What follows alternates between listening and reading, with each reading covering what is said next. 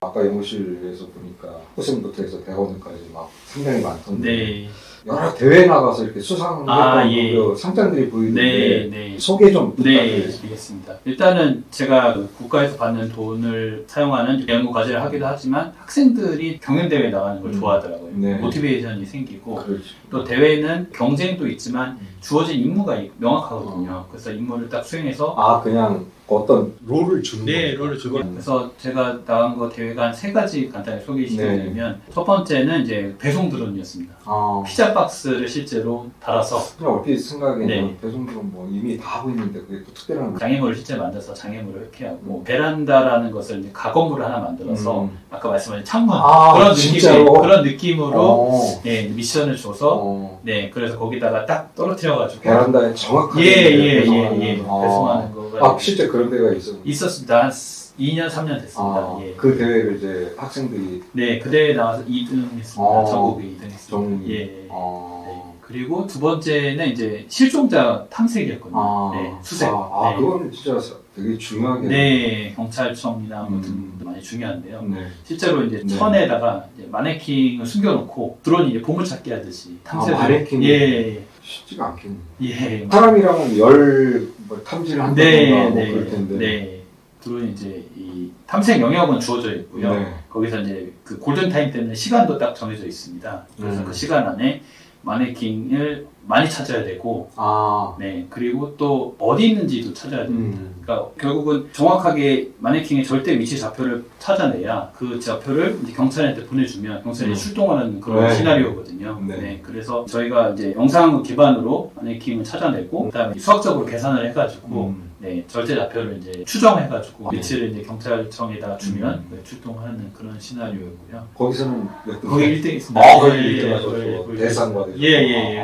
세 번째가 이제 완전 최근에 한 건데요. 네, 그건 이제 국제 대회인데, 예, 지금 이제 시뮬레이션 상으로 하고 있긴 한데 시나리오 이렇습니다. 일단은 도시가 있고 네. 도시가 어떤 특정한 지역에 오염이 돼 있는 겁니다. 근데 드론의 군집을 통해서 이제 오염된 곳을 빨리 찾아내는 겁니다.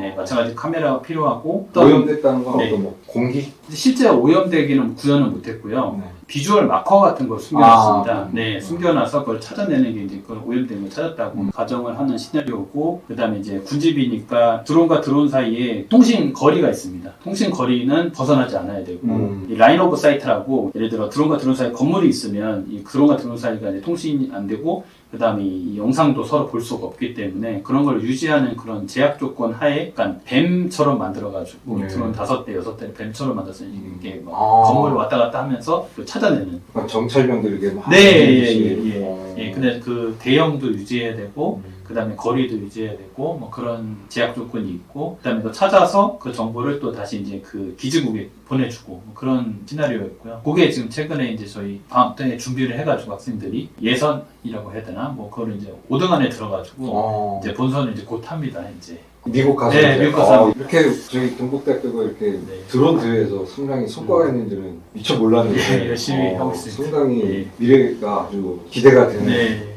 교수님도 중요한 역할을 하시는 것 같고 우리 학교 이렇게 좀 잘한 이유가 뭐 있나요 혹시? 일단은 저희가 이제 전작가가 좀 강하지 않습니까? 그러니까 아무래도 그게 이제 프로그래밍과 반도체라든가 이런 것들이 많이 쓰여지겠는데 네, 인공지능과 컴퓨터 비전, 반도체, 제어 뭐 그런 것들이 다 필요한 기술이라 종합적인 모든 그 첨단 기술이 다 들어가는 네, 거예요. 융합적으로 첨단 기술 융합되는 그런 기술이 다 필요해요. 요즘 트렌드 첨단 기술 융합. 네, 첨단 기술 융합입니다. 네. 또 계신 데가 또 경북대학교 첨단 기술 융합 대학이죠. 네, 새로 단과되어 첨단 기술 융합 대학 안에 우주공학부 네, 계신 맞습니다.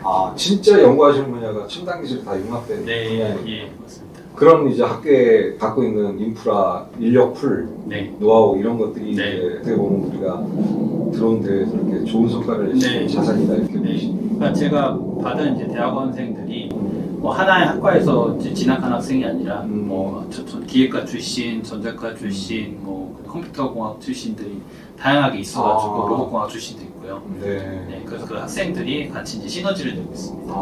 정말 이상적인 대학원 연구실. 예. 다양한 백그라운드와 학문적 경험을 네. 가진 친구들이 모여서 같이 하나의 아이디어를 네. 만들어가는 거 좋습니다. 그럼 이제 다음으로 한번 UAM 드론 택시 뭐 네. 그런 거 얘기도 하는데 예, 뭐 맞습니다. 아니면 차세대 미래 항공 어쨌든 UAM이 상당히 지금 대구에서도 네. 5대 신성장 산업으로 네. 결정해놓고 상당히 투자를 할 정도로 앞으로도 유망 네. 분야인 것 같은데 네. UAM은 정확하게 이제 어떤 것 범위까지를 UAM이라고 하는지 좀 설명 좀 부탁드리겠습니다. 쉽게 말하면 에어택시, 드론택시라고 네. 볼 수 있고요. 그리고 다들 아시다시피 도시가 집중화가 되니까 인구가 많이 과밀이 되고 그러면 이제 지상교통이 너무 혼잡해지니 그걸 해결하기 위한 하나의 해결책으로 이제 차세대 교통체계관이 UAM입니다. 그래서 단순한 항공기 기체만을 사는 게 아니라 뭐 교통 인프라 체계를 통칭하는 그런 단어. 그 시스템 생태계 전반을 이제 맞습니다. UAM이라고 맞습니다. 예. 예. UAM이 나오게 된 배경은 크게 두 가지인데요. 첫 번째는 배터리입니다. 친환경 기반의 배터리. 그래서 전기차가 되게 많이 보급이 된 것처럼 네. 배터리 기술이 올라가고 전기차 기술이 올라가고 거기도 보니까 2차 전지가 쓰죠. 네, 2차 전지 또는 그냥 일반 배터리가 쓰입니다. 아. 네, 네. 충전이 되는 네, 충전되고 그래서 기존에 헬기는 배터리가 아니라 기름 네네. 연료 기반의 네. 이제 왔다 갔다 하는 그 비행체라 그러면 얘는 이제 헬기인데 배터리 기반 전기 친환경 헬기라고 보시면 되고 헬기인데 그러니까 기름차가 있고 전기차가 네, 있고 네, 맞습니다. 기름으로 가는 항공수단이 있고 전기로 가는 항공수단이 네. 있고 전기를 하다 보니까 훨씬 더 전기차가 경량화되듯이 또 경량화되는 네. 예. 그리고 이제 추가로 헬기보다 훨씬 안전합니다. 이유는 헬기는 이제 메인 로터라고 해서 하나의 로터가 크게 있고, 로터 네, 그러니까 그 프로펠러, 프로펠러 아. 네, 그러니까 그 보시면 헬기가 큰 로터가 이렇게 하나 더 있고, 네. 그러니까 꼬리에서 하나 네. 들어있거든요. 그래서 그 큰 로터든 꼬리의 로터든 하나라도 망가지면 이제 추락하기 때문에 헬기가 되게 안전하지 않은데 이 향후에 나올 이제 UAM이라는 기체 형상은 로터가 멀티 로터 이제 드론처럼 되게 로터가 되게 많습니다. 그래서 멀티 프로펠러가 되게 많기 때문에 하나가 망가져도 나머지들이 역할을 다 같이 할 수 있기 때문에 안전성은 조금 더 헬기보다는 좋고요. 네. 안정성이 훨씬 네. 더 높다. 네, 훨씬 높고 헬기와 경비행기가 합쳐진 역할이에요. 아. 그러니까 이 형상이 헬기, 경비행기, 드론 이렇게 세 개가 합쳐졌다고 보시면 네. 되겠습니다. 그래서 실제로 날개도 달려 있고 드론처럼 프로펠러도 되게 여러 개 있고 그리고 배터리 형상으로 되고 있고 프로펠러가 여러 개 있는데 굳이 비행기 같은 날개가 필요해.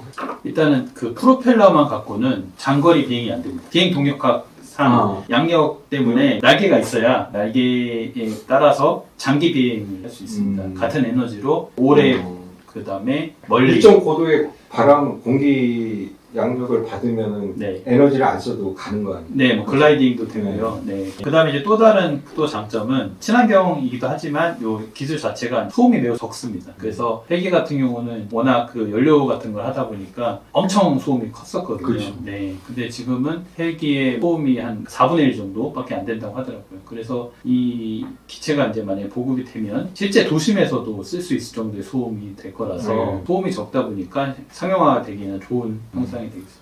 상용화는 언제쯤 가능한가요? 아, 이게 되게 어려운 질문인데요. 왜냐면은 이게 지금 국제적이나 세계적으로도 UAM 시장이 엄청 이머징해서 컸다가 또 다시 요새 좀 많이 좀 줄었거든요. 다시 가라앉은 상태. 예, 왜냐면 이게 이제까지 투자한 금액에 비해서 결과가 많이 못 나왔고 앞으로 투자할 게 지금 투자한 것에 한 10배를 더 투자해야 되는데 과연 이 투자할 가치가 있는가 너무 지금 스테이지가 얼리가 아닌가 뭐 앞으로 분명히 새롭게 성장할 분야가 네, 돼 있죠. 새롭게 성장해야 되고 그리고 그걸 바탕으로 국토부 이하의 산하 기관들이 다 이제 정책적으로 연구를 하고 있고 그렇습니다. 그러면 나중에 가면 자기 개인 차량처럼 개인 UAM, 개인 드론 택시도 네. 드론 차량이라고 해야 되나? 그러니까 뭐 하늘을 나는 자동차 이렇게 아. 하면 개인용 자동차가 있을 수 있을 것 같은데 이제 뭐 금액적이나 뭐 교통체계 면에서는 개인화 보급하는 아주 먼 미래일 것 같고요. 그렇구나. 일단은 이제 택시나 버스나 뭐 그런 용도로 같이 이제 쓰지 않을까 싶습니다. 좀 의구심이 하나 드는 게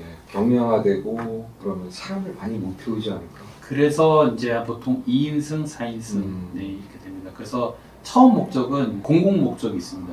병원이나 네, 응급환자, 네, 응급환자나 예, 아니면 그렇군요. 뭐 관광 목적도 조금 있고요. 뭐 비즈니스 관광 뭐 그런 네. 목적도 좀 있고. UAM이 확실히 중요한 건 아직까지는 조금 상용화되기. 네, 제가 답변하기 좀 조심스러운데 이제 국토부나 거기서는 로드맵이 있거든요. 네. KUAM 로드맵이라고 해서 있기 때문에 거기 로드맵에 따르면 30년 네, 2030년 상용화를 목표로 하고 있는데 지금 열심히 하고 있기 때문에 향후 미래는 모르겠으나 현재는 좀 약간 어려울 수도 있을 것 같습니다. 그 UAM 전반 그 생태계 시스템을 말한다고 아까 잠깐 말씀하셨는데 교수님 그 UAM 중에서도 특별히 뭐 어떤 연구하시는 분야가 네. 있으신가요?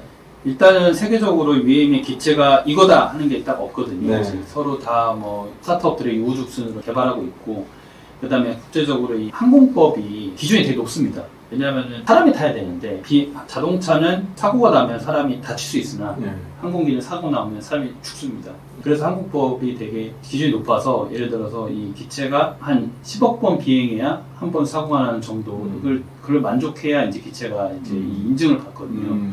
그러니까 되게 그 기체가 개발되는 아직 멀었기 때문에 저는 기체가 개발되기까지 기다릴 수는 없고 기체가 없어도 할 수 있는 연구를 조금 고민했습니다. 그래서 이제 했던 게 비상 착륙과 정밀 착륙인데요. 비상 착륙 같은 경우는 어쨌든 기체가 있더라도 고장은 날 거고, 고장을 나면 아까 말씀드린 활공을 해가지고 어딘가는 내려야 되는데 어딘가에 내려야 사람한테 피해가 적으면서도 이 기체한테도 안전한지 그런 것을 이제 지리 정보 바탕과 그다음 영상 정보 바탕으로 연구를 하고 있고요. 그다음에 정밀 착륙 같은 경우는 이 UAM 같은 게 이제 결국은 기존에 있던 교통 시스템과 연계를 해서 예를 들어 이제 환승처럼 저희가 버스 타고 동대구역에서 KTX 타고 이렇게 가지 않습니까? 그런 것처럼 결국은 얘가 그 주요 교통 그 집적지에다가 이착륙을 하면 KTX 타고 UAM 타고 교통이 연계되기 때문에 주요 집적지에 이제 그 이착륙장을 만들어야 되는데 그게 보통은 이제 도심 한복판에 있으니까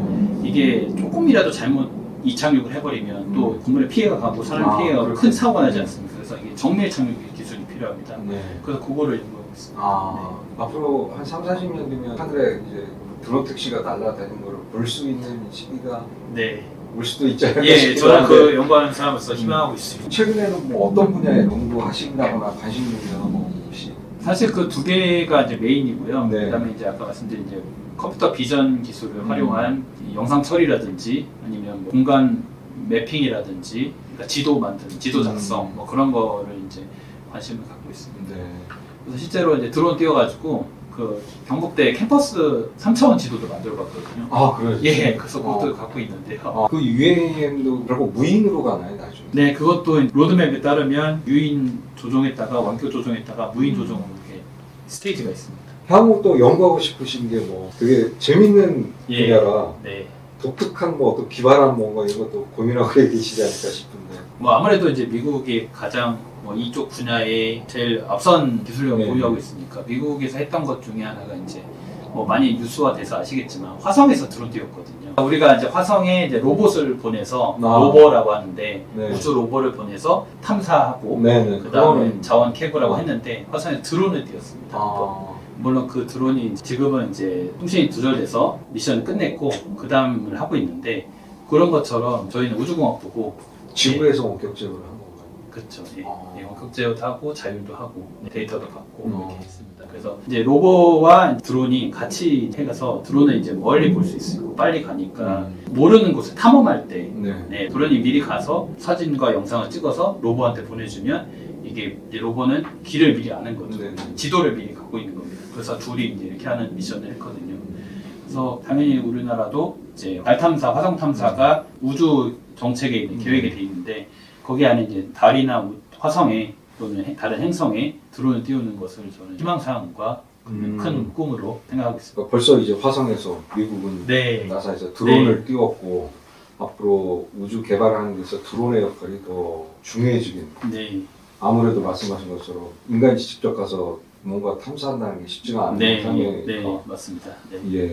교수님 쪽 이렇게 연구하는 분야를 공부하면 나중에 대학을 마친다거나 하면 어느 분야로 이제 취업이나 뭐 전망 이런 것들 좀 잠깐 얘기해 주신다면. 일단 우리나라는 이제 우주항공청이 새로 생겨서 한국형 나사라고 하는 이제 항공청이 생겼으니 거기에 아마 지금 막 생겼기 때문에 자리가 많이 날 것 같고요. 그다음에 이제 항공우주연구원이라고 이제 국책연구소, 뭐 한국천문연구소 그런 연구원들이 있을 것 같고, 그다음에 저는 이제 전자 쪽도 많이 하니까 정보통신연구원 애트리 같은 것도 전리가 있을 것 같고, 그다음에 애트리 안에도 이제 항공 모빌리티 본부가 크게 하나 있거든요. 네. 현대자동차에서도 퍼널이라고 해서 미국에 이제 법인을 해가지고 그 UAM을 좀 하고 있거든요. 이미 대기업도 이제 UAM 시장에 들어가 있고. 네. 그 현대자동차 안에도 아까 우주 로버를 하는 TF팀 프로젝트 팀이 있다는 것도 들었고. 그래서 대기업도 있고요. 그다음에 하나 시스템, 하나 에어로스페이스, LI 넥스원처럼 뭐 방위산업 관련된, 국방 관련된 그런 중견기업, 대기업도 있을 수 있고, 그다음에 그 밑에는 이제 당연히 뭐 드론만 전문하는 중소기업들, 스타트업들은 네, 또 엄청 한국에도 많기 때문에 그런 것이 다 가능한. 그러니까 드론이 중심이 되는 그 산업 생태의 영역이 점점 커지니까. 교수님 밑에서 열심히 공부하면 대회도 나가고 공부도 하고 다양한 공학적 지식을 공부하면서 협력하면서 그런 경험 쌓으면 아까 말씀하신 여러 국제연구원에서부터 대기업 본인이 창업하고 싶은 스타트업도 만들 수 있고 다양한 분야로 이제 나갈 수가 있겠네요. 그래서 우주공학부가 이제 그러니까 우리가 하면 우주로 막 로켓만 생각하는데 그런 좀 옛날 우주 개념인 거고 이제는 우주를 개발하는 데서 활용될 수 있는 공학적 기술 이런 것들이 이제 다 우주공학부에서 공부하고 배우고 연구하는 그런 거라고 보면 되겠죠. 네, 맞습니다. 기성의 이제 로켓이나 인공위성보다는 그 후 탐사, 그다음에 수송 뭐 이런 것까지 그 후를 연구하고 있습니다. 교육하고. 그런 분야에 있어서 이제 많은 인재들이 또 필요할 겁니다. 경북대학교 우주공학부에 좀 많은 인재들이 왔으면 좋겠네요. 그래서 한국 K드론 K 항공산업이 좀 더 발전했으면 좋겠습니다. 오늘 이렇게 바쁘신데 연구하시느라 여러 가지 그런 상황에서도 오늘 또 인터뷰 해주셔서 감사드립니다. 여기서 마치겠습니다. 좋습니다.